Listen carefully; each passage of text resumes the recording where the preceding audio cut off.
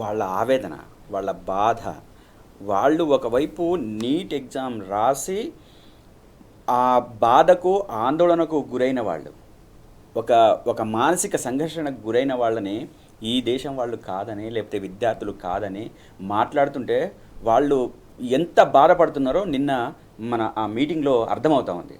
వాళ్ళు తీసుకొచ్చి పేపర్లు చూపించి, హాల్ టికెట్లు చూపించి, మేము అటెండ్ అయినామని చెప్పేసి అనంటే ప్రతి ఒక్కళ్ళు అక్కడ ఉన్న వాళ్ళందరూ కూడా ఆవేదనతో బాధపడుతున్న పరిస్థితి కనబడుతుంటే, అంటే ఇటువంటి పిల్లలనా, ఈ పిల్లల్ని తీసుకొచ్చి మేము అక్కడ అంటే మేము ఇంత ఇబ్బంది పడుతున్నామని చెప్పేసి మాట్లాడితే, విదేశస్తులు లేకపోతే పాకిస్తానీలని, బంగ్లాదేశ్ వాళ్ళని చెప్పేసి అంటున్నారే, ఇంత దారుణం మరొకటి ఉంటుందా అని చెప్పేసి మాట్లాడుకుంటున్న పరిస్థితి. ఈరోజు కేంద్రంలో ఉన్న బీజేపీ ఎటువంటి భేషజాలకు పోవద్దు, జరిగింది తప్పు, జరిగిన తప్పును సవరించుకోవడానికి ప్రయత్నం చేయాలి. ఇంకా విద్యార్థుల్ని మీరు అంటే నిన్నటిదాకా ఏమన్నారు, ధర్మేంద్ర ప్రధాన్ రాజీనామా చేయాలని చెప్పేసి అన్నారు.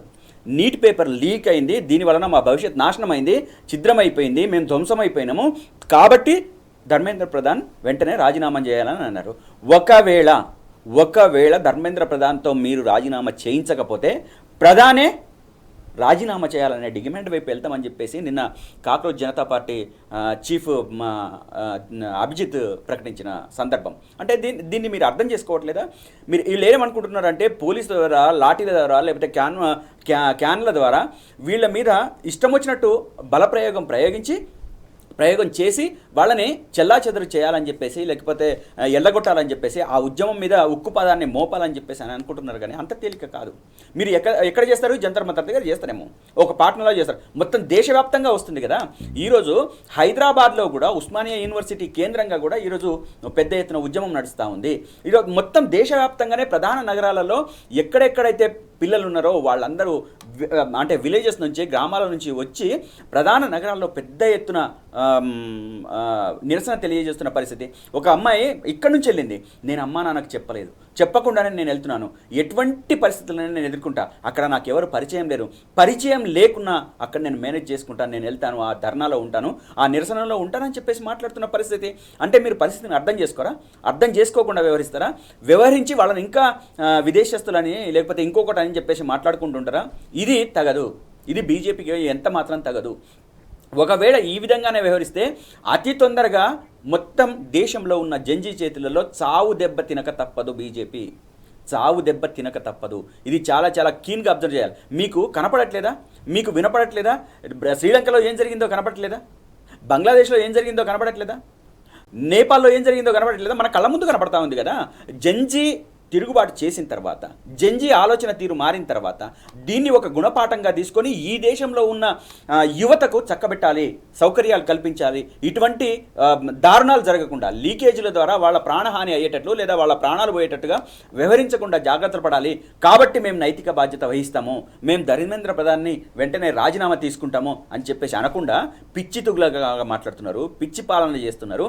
అదేవిధంగా ఇదే సిగ్గులేని మంత్రి ధర్మేంద్ర ప్రధాన్ 1997లో ఆనాటి కాంగ్రెస్ ప్రభుత్వం ఉన్నప్పుడు, ఆ కాంగ్రెస్ ప్రభుత్వం పేపర్ లీకేజ్ ఎలిగేషన్స్ వచ్చినప్పుడు ఇతనే అప్పుడు ఏబీవీపీ నేషనల్ సెక్రటరీ ఉన్నాడు.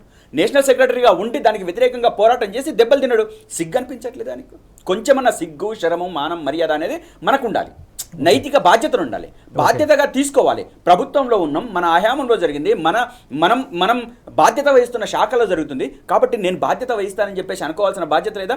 ఈరోజు ఆనాడేమో అంటే అపోజిషన్ పార్టీ అంటే ఇంకో పార్టీ ఉంటేనేమో మీరు ఇష్టం వచ్చినట్టు మాట్లాడతారు, ఇష్టం వచ్చినట్లు పోరాటాలు చేస్తారు, చేసి వాళ్ళ మీద ఎలిగేషన్ చేస్తారు, తప్పులేదు. కానీ ఇప్పుడు మీరు మాత్రం శుద్ధపూసలు, మీరు చేస్తే తప్పులేదు.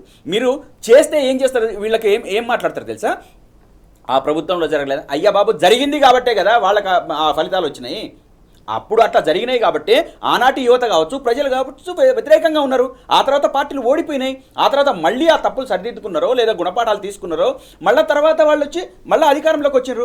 మీరేం చేస్తున్నారు? మీరు అధికారం సిగ్గులేని మాటలు మాట్లాడడం, నీచమైన మాటలు మాట్లాడడం, అంటే యువతను హేళన చేయటము, అదేవిధంగా వాళ్ళ కుటుంబాలను హేళన చేయడము, అదేవిధంగా వాళ్ళ జీవితాలకు భద్రత లేకుండా చేయటం అనేది వీళ్ళు చాలా జాగ్రత్తగా చేస్తూ ఉన్నారు.